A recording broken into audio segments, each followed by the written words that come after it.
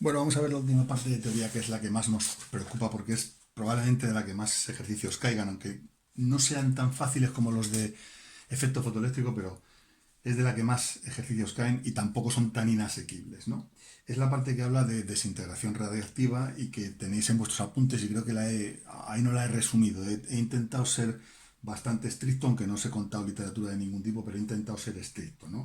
¿Qué es lo que ocurre en la desintegración radiactiva? Bueno, pues nosotros en la desintegración radiactiva tenemos una cantidad, una montañita de tierra, de arena, de una arena, que en este caso pues puede ser, por ejemplo, uranio, ¿no? Y lo que sabemos es que de esta montañita, de esta cantidad de masa, sale una radiación, sale energía, que ya sabemos que está formada por radiación alfa, beta y gamma. ¿Esa radiación en qué consiste?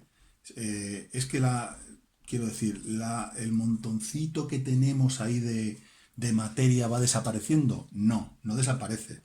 Lo que ocurre, por ejemplo, cuando hemos hecho algún ejercicio de este tipo, cuando yo tengo un átomo, o tenemos un átomo de uranio 238, por ejemplo, de uranio 238-92, ¿qué es lo que ocurre cuando sufre una desintegración, por ejemplo, alfa? Pues esto se transforma en torio 234, 90, ¿no? Imaginemos que hemos soltado una radiación alfa. O sea, tenemos un núcleo y ha salido del núcleo, pues un núcleo de helio, ¿no? Que es un 4,2, que es lo que nosotros llamamos radiación alfa, ¿de acuerdo? Pero aquí, en la montañita, lo que tenemos es que a lo mejor en lugar de ser todo uranio, hay parte uranio y parte que ya no es uranio, sino que se está transformando en torio. Pero la montañita sigue siendo la misma. La pérdida de masa es muy pequeña, es a lo que quiero llegar, porque algunas veces me preguntan los alumnos, ¿pero qué pasa? ¿Que desaparece? No, desaparece esta sustancia, aparece esta otra. Desaparece esta sustancia y eso es lo que se llama radiación, ¿de acuerdo? Y ese proceso de desaparición es el que lleva bueno, pues a la producción de partículas alfa, partículas beta, partículas gamma y energía en general. Bien, en primer lugar, ¿qué es un proceso de desintegración? Bueno, es un proceso completamente aleatorio, ¿vale? Es un proceso, vamos a ponerlo aquí, aleatorio. ¿Qué quiere decir aleatorio? Aleatorio. Pues lo que quiere decir es que no sabemos, nunca, perdón, no sabemos cuándo se va a producir la desintegración. Sabemos que se va a producir la desintegración de todos los núcleos de uranio, por ejemplo, de este uranio que es radiactivo, sabemos que se va a producir, pero no sabemos cuándo. Eso quiere decir que sea aleatorio. Nunca vamos a saber cuándo se produce la desintegración de un átomo. No sabemos cuándo se desintegrará un átomo. Pero ¿qué ocurre? Que si en lugar de un átomo yo lo que tengo son un montón de átomos, una colección de átomos, dicen muchas veces los autores, cuando tengo trillones y trillones de átomos, cuando tengo masas de gramos, que son trillones y trillones, porque ya son moles, sí sé cuál es la evolución de la desintegración. Y eso es en lo que nosotros nos basamos. Es decir, nosotros tenemos un número de núcleos aquí, un número de núcleos, hablamos siempre de núcleos, que le llamamos n, y que le vamos a llamar n sub 0 porque es el número de núcleos iniciales. ¿De acuerdo? Son los núcleos que tengo al principio. Núcleos iniciales. Iniciales. ¿Qué ocurre con estos núcleos? Que cuando pasa el tiempo, en vez de tener n sub 0 núcleos de uranio, tendré unos poquitos menos de uranio y algunos de torio, perdón. Entonces, ha habido una desintegración. Hemos pasado de tener n sub 0 núcleos a tener n núcleos. N núcleos al cabo de un tiempo, ¿de acuerdo? En un tiempo t hemos tenido n núcleos. N es un número menor que n sub 0. Imaginad que teníamos 1000, se han desintegrado 3, pues tenemos 997 de uranio y 3 del otro producto. Pero a nosotros lo que nos preocupa es eso, que es cómo se produce la desintegración. Bueno, pues la desintegración se produce, hay una velocidad evidentemente de desintegración, que es lo que nos interesa conocer, y que es, pues como siempre, el incremento de núcleos que se produce en un incremento de tiempo. Eso es lo que tenemos que entender que es la desintegración, el cambio de una sustancia a otra, el incremento de núcleos. Un incremento de cualquier cosa que es los núcleos finales menos los núcleos iniciales, partido por el tiempo final menos el tiempo inicial. Esa es la velocidad de desintegración, simple y llanamente. Es una expresión que no va a ningún sitio porque la vamos a utilizar transformada en otra, que ya lo habéis visto seguramente si habéis mirado los apuntes. Bien, ¿cómo se puede representar también la digamos, la velocidad de desintegración, el incremento de n que se produce en función del incremento de t, pues nosotros podemos decir que se van a producir más desintegraciones cuando más núcleos haya. Si yo tengo 1000 núcleos y he dicho que se me producen 3 desintegraciones en un tiempo t, si tuviera 2000, lo lógico es que se me produjesen 6 desintegraciones. Y si tuviera 3000, se me producirían 9. Es decir, es proporcional al número de núcleos. Entonces, de aquí parte, el inicio, ¿no?, de descubrir cómo se obtienen las ecuaciones en física, para que lo veáis. El número de núcleos que se desintegran por segundo, que es este constante, esto es una constante multiplicada por el número de núcleos. Y esto es una constante, hemos dicho. Esta constante se llama constante de desintegración, ¿de acuerdo? Constante de desintegración. Y me dice el número de núcleos, el número de desintegraciones por unidad de tiempo, ¿de acuerdo? Esas son sus unidades. Es decir, segundos a la -1, porque no voy a decir núcleos de no sé qué por segundo. Bueno, pues segundos a la -1 son las unidades de esta constante de desintegración. Pero esta constante de desintegración yo la considero positiva porque es el número de núcleos que se desintegra. Este número n es el número de núcleos que tengo, son dos cantidades positivas. Sin embargo, incremento de n en función de t es una cantidad negativa, porque n, que es el número de núcleos que yo tengo en un tiempo t, es más pequeño que n sub 0. Luego esto es una cantidad negativa. El tiempo no es negativo, pero el incremento de núcleos, menor que 1. Es menor que 1. Luego esta es una cantidad negativa, por lo tanto, para escribir correctamente el incremento de n en función de t, yo tendría que escribir que es menos lambda por n. Y de aquí surge la obtención de la ecuación que vamos a realizar ahora. Yo cojo, vamos a borrar por aquí.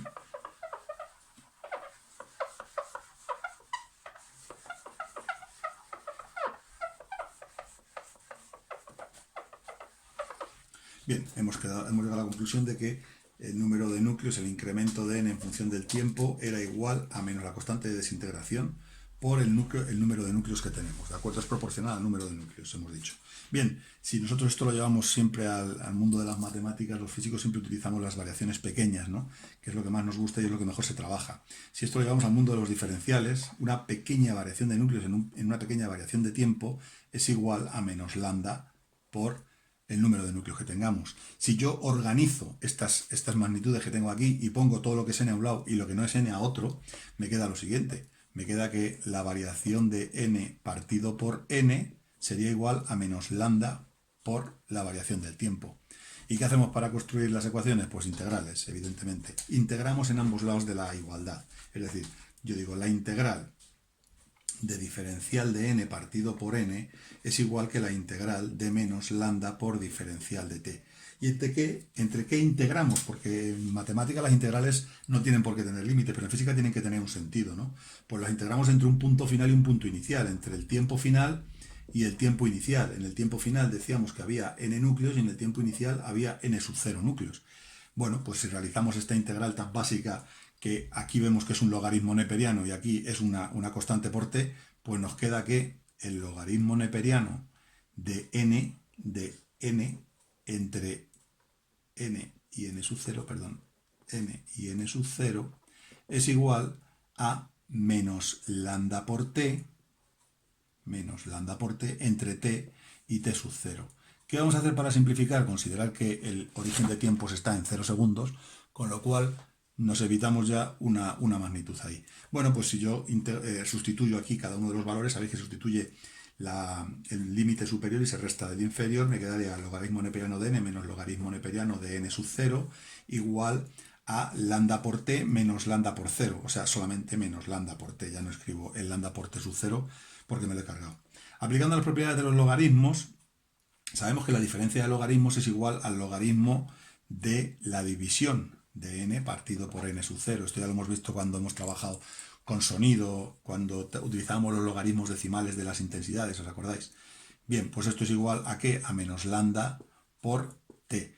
Y ahora con esta expresión, ¿yo qué es lo que hago? Para quitarme el logaritmo, meto una e debajo de los dos miembros, y entonces como la exponencial y el logaritmo son magnitudes opuestas, me queda que justo, magnitudes inversas, n partido por n sub 0 es igual a e elevado a menos lambda t, con lo cual obtengo la expresión ya completa que me dice que el número de núcleos en todo momento será igual al número de núcleos inicial multiplicado por este factor que lo que hace es decirme cuántos núcleos se van perdiendo, en cada momento. Este es un factor negativo, esto es un factor menor que 1, este factor de aquí es menor que la unidad, por lo tanto, este factor al multiplicarse por n sub 0 me da siempre un valor de n que es un valor de n decreciente, ¿de acuerdo? De hecho, la gráfica que indica cómo varía este n en función del tiempo, también la tenéis en los apuntes, no he querido ahí quitaros nada de información, es una gráfica de este tipo, ¿de acuerdo? El número de núcleos decrece exponencialmente. Bien, esta es nuestra expresión, la que vamos a utilizar siempre, esta hay que sabérsela y hay que dominarla. ¿Qué curiosidades podemos decir de esta expresión? Bueno, pues podemos decir, antes de llegar al final, como os lo he planteado en los apuntes, que si en vez de núcleos nosotros trabajamos con masas y yo a un núcleo lo multiplico por la masa en unidades de masa atómica, por ejemplo, de un núcleo, que es con lo que vamos a trabajar, al final lo que tengo es masas. Si tengo 500 núcleos por la masa de un núcleo, estoy trabajando con masas. Luego esta misma ley yo la puedo expresar en función de las masas como que la masa de una sustancia radiactiva es igual a la masa inicial por e elevado a menos lambda t. Porque la masa sería, el número de núcleos por la masa, podríamos ir simplificando los valores y nos quedaría una ecuación exactamente igual la una que la otra. Bien, algunas curiosidades de esta ecuación, que ya os digo, esta sí que nos la tenemos que saber y dominar.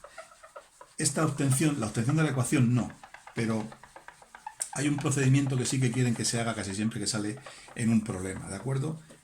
Y ahora vamos a pararnos en ese procedimiento, que es el periodo de semidesintegración.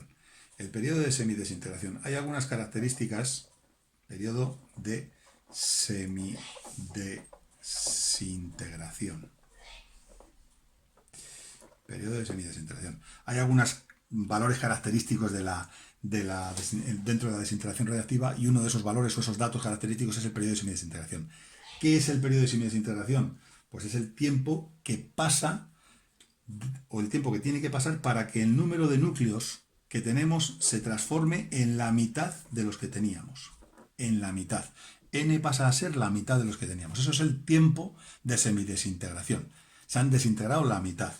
Bien, esta demostración que voy a hacer ahora hay que hacerla siempre que os pidan o el periodo de semidesintegración, o cuándo se reduce a la octava parte, o cuándo se reduce a la cuarta parte, porque muchas veces en selectividad así aparece. ¿De acuerdo? Entonces, ¿cómo se resuelve o cómo se calcula el periodo de semidesintegración? Nuestro único dato es que n pasa a ser n sub 0 en medios, y nuestro único dato es que tenemos una ley de desintegración radiactiva que me dice esto, que n es igual a n sub 0 por e elevado a menos lambda t. Bueno, pues si n pasa a ser a n sub 0 medios, yo lo que tengo que hacer es escribir n sub 0 medios es igual a n sub 0 por e elevado a menos lambda t. Que es lo que he hecho, ha sido meter n sub 0 aquí. Como n sub 0 está en ambos lados de la igualdad, me lo cargo. ¿Y ahora qué hago? Para quitarme la exponencial tomo logaritmos. Igual que para cargarme los logaritmos tomo exponenciales, pues para cargarme la exponencial tomo logaritmos. ¿Qué tendría? Pues tendría que el logaritmo neperiano de un medio es igual a menos lambda por t. Y ahora a este t le voy a poner aquí un medio porque es el periodo de semidesintegración. Aquí también lo puedo poner. Porque hemos sustituido por n medios. Como lo que necesito saber es este dato, pues simplemente despejo, ¿no? T un medio es igual al logaritmo neperiano de un medio partido por menos lambda. O también se puede escribir como el logaritmo neperiano de un medio es el logaritmo neperiano de 1 menos el logaritmo neperiano de 2, el de 1 es 0, pues escribiríamos como menos logaritmo neperiano de 2 partido por menos lambda, se me van y me queda logaritmo neperiano de 2 partido por lambda. Este es uno de los datos importantes que hay que conocer de la desintegración radiactiva. Y otro de los datos importantes, y que lo cuento ahora para que sepáis cuál es y que no os confundáis con él, es uno que se llama semivida. Perdón, se llama vida media. Se llama vida media. Vamos a ponerlo aquí. La vida media. La vida media se representa por tau. ¿De acuerdo? El periodo de semidesintegración va en segundos. La constante va en segundos a menos 1. Tau, que es una vida media, también se mide en segundos. ¿De acuerdo? Sus unidades son los segundos. ¿Y qué es tau? Tau es el promedio de vida de los núcleos, ¿de acuerdo? De los núcleos. Un núcleo tiene un promedio de vida, digamos, de 100 años, de 500 años. Pues ¿qué quiere decir? Que de media tienen 500 años de vida. ¿Tiene que coincidir la vida media con el periodo de semidesintegración? No coincide, no coincide. De hecho, no tiene nada que ver. Bueno, no tiene nada que ver. La vida media se define como el inverso de la longitud de onda. El inverso de la longitud de onda. Si yo sustituyese aquí la longitud de onda fijaros, con el periodo de semidesintegración sería 1 partido por el logaritmo neperiano de 2 partido por t1 medio. T1 medio, luego el t1 medio subiría arriba, sería t1 medio partido por el logaritmo neperiano de 2. Estas fórmulas no quiero que las aprendáis. Esto sí, hay que aprendérselo. Pero estas fórmulas no, porque esto no me sirve para nada. Se pueden ir deduciendo de todas estas cosas. Pero sí que hay que distinguir la vida media del periodo de semidesintegración, porque nos puede llevar a engaños. El periodo de semidesintegración, cuando algunas veces los problemas o los libros vienen traducidos del americano, también se llama semivida, también se llama semiperiodo y también se llama vida mitad. Pero esto ya os digo, cuando vienen traducidos de libros americanos, que muchas veces son traducciones sudamericanas, y que no tengo nada en contra de los sudamericanos, pero traducen también a un castellano que no es el nuestro. Entonces, vida media y periodo de semidesintegración no es lo mismo, no tienen nada que ver. Este es el tiempo que la muestra tarda en irse a la mitad, y esto es el tiempo de vida estimado. Os voy a poner un ejemplo muy, muy tonto para que lo entendáis. Ya veréis cómo lo vais a entender. Imaginaros que en una isla hay 1000 personas. Voy a borrar un cachito aquí para escribir algo. Imaginaos que en una isla hay 1000 personas. Viven 1000 hombres. Bueno, 1000 personas. 1000 personas de 40 años o de 50 años, ¿no? Y estimamos de 50 años ya de edad. Y estimamos que la vida media de estas personas son 3 años. ¿Por qué estimamos que la vida media son 3 años? Porque hay muchos, la mitad se van a morir al cabo de un año y la otra mitad se van a morir al cabo de 5 años. ¿Vale? Entonces 500 se van a morir al cabo de un año y 500 se van a morir al cabo de 5 años. Lo hemos exagerado para que lo entendáis, ¿no? 500 se mueren aquí y 500 aquí, aunque normalmente se morirían de forma paulatina. Pero bueno, 500 al cabo de un año y 500 al cabo de 5 años. ¿Cuál es la media? ¿Cuál es la vida media de esta gente? La vida media de esta gente son 6 años. 1 más 5, perdón, son 3. 1 más 5 partido por 2. 3 años es la vida media, ¿de acuerdo? El tau de esta gente sería 3 años. Sin embargo, el periodo de semidesintegración no. Es decir, ¿cuándo pasa la muestra a ser la mitad? Para que entendáis la diferencia, fijaros, en un año ha pasado a ser la mitad. No tiene nada que ver la vida media con el periodo de semidesintegración. Aquí en un año tendríamos ya 500, ya habríamos tenido la mitad de personas en la isla y, sin embargo, la vida media, por esas azares, por esas curiosidades de las matemáticas, son 3 años, no es un año. ¿De acuerdo? Si esto se hace de forma paulatina, evidentemente coincide con la realidad. Pero este ejemplo tan exagerado es para que entendáis qué significa o la diferencia entre periodo de semidesintegración y vida media. Bien, las otras dos magnitudes, queda otra magnitud por explicar. La otra magnitud que resulta ciertamente curiosa y que ya conocéis es la actividad. La actividad es el número de desintegraciones que se producen por segundo, es digamos la velocidad de la desintegración. La actividad se representa por la letra A y como es una velocidad positiva, la velocidad ya habíamos visto que era la variación de n en función del tiempo, ¿de acuerdo? Pero os acordáis que esto era menos lambda por n. Bueno, pues para que sea positiva, yo simplemente le pongo unos valores absolutos.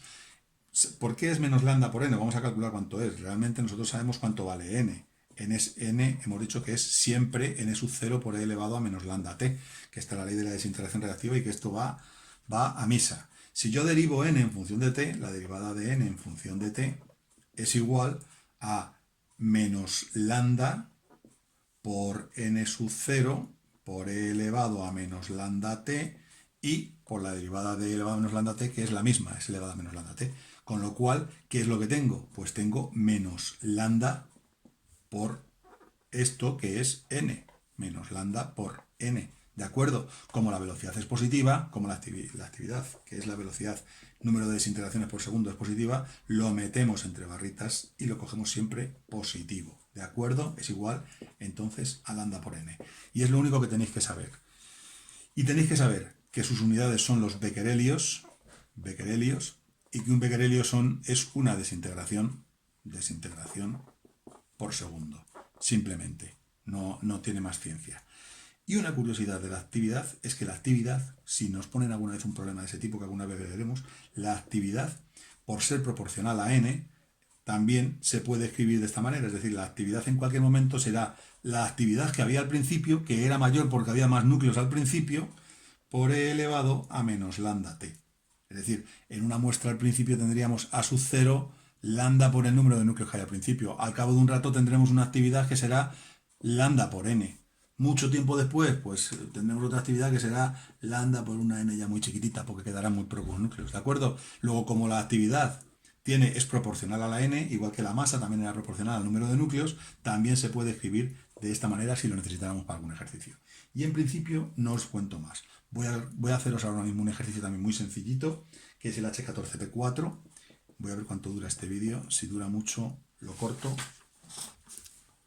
Esto va por, no lo sé, por 20 minutos. Venga, os lo hago que este ejercicio se hace en 3 minutos y es muy sencillo. Lo he elegido porque es muy sencillo. 20 minutitos os vais a pegar ahí viendo el vídeo. Bueno, ¿qué dice? Es el más sencillo. Luego ya os corregiré más para que veáis cómo se aplica la ley de la desintegración radiactiva. Pero vamos a empezar con este. Y que curiosamente encima no habla de núcleos, habla directamente de masas. Dice el H14, lo pongo aquí para que sepáis que estoy resolviendo el H14P5, me parece que es. Vale, H14P5. Dice, se reciben 100 gramos de un isótopo desconocido, es decir, tenemos una masa de 100 gramos de un isótopo desconocido, no nos interesa cuál es el isótopo, lo que nos interesa es que transcurridas 2 horas se han desintegrado el 20% de la masa inicial. Es decir, al cabo de 2 horas se ha desintegrado el 20% de la masa inicial. Se ha desintegrado. Vale, se ha desintegrado. Y nos piden que calculemos la constante de semidesintegración y el periodo de semidesintegración. Y en el apartado B nos piden la masa que quedará transcurridas 20 horas. La masa que quedará transcurridas 20 horas. Bueno, pues muy sencillo. Yo parto de lo único que sé. ¿Qué es lo único que sé yo? Mi relación entre n, voy a escribirla con la n sub 0 por e elevado a menos lambda t, para que os haga familiar, pero como en este ejercicio estamos trabajando con masa, yo lo que voy a hacer es utilizar la expresión con la masa. M es igual a m sub 0 por e elevado a menos lambda t. No tengo nada más que esto. Esta es mi ecuación. Y que tengo una serie de datos. Me dicen cuál es la masa que me llega, que será la masa inicial, así que ya sé que esto es m sub 0, y me dicen que al cabo de 2 horas, que es una unidad de tiempo, solamente me queda el 20%. Bueno, pues ¿qué es lo que voy a hacer? Si tengo la masa que me queda al cabo de 2 horas, tengo el tiempo y tengo la masa inicial, solamente me falta por calcular lambda. Luego, efectivamente, yo puedo decir, oye, mira, puedo despejar lambda de aquí. ¿Qué masa me queda? Si el 20% se ha desintegrado, me queda el 80%, ¿no? Luego yo tengo m sub 0 igual a 80 partido por 100. El 80% de... Perdón, al revés. La masa que me queda, que es el 80% de la masa inicial, es la masa que me queda, será la masa inicial por e elevado a menos lambda y por el tiempo que lo conozco. Y lo voy a poner en horas. ¿Por qué? Porque me va a salir lambda en horas a la menos 1. Y porque me preguntan el siguiente dato en horas. En la física moderna muchas veces habéis visto que las unidades no son tan importantes, porque la mayoría de las veces, si yo pongo aquí la masa en gramos, esto me va a salir en gramos. Si yo pongo aquí la constante, el tiempo en horas, la constante me va a salir en horas, que luego la puedo pasar a segundos, no hay ningún problema.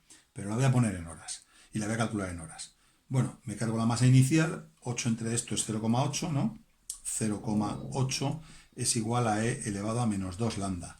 Por lo tanto, yo puedo escribir que el logaritmo neperiano de 0,8 es igual a menos 2 lambda. Pues ya conozco lambda.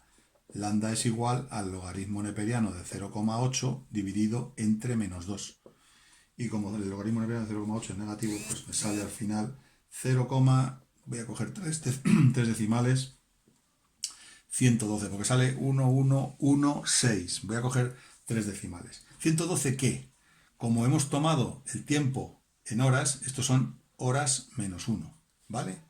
Yo esto lo podría transformar en el sistema internacional, si la quisieran, la podría transformar. Podría decir, mira, lambda es 0,112 horas menos 1, es decir, las horas las tengo abajo, y tengo que multiplicar para obtener segundos abajo. Yo tengo aquí segundos y arriba horas. ¿Y qué relación hay entre las horas y los segundos? Que una hora son 3600 segundos.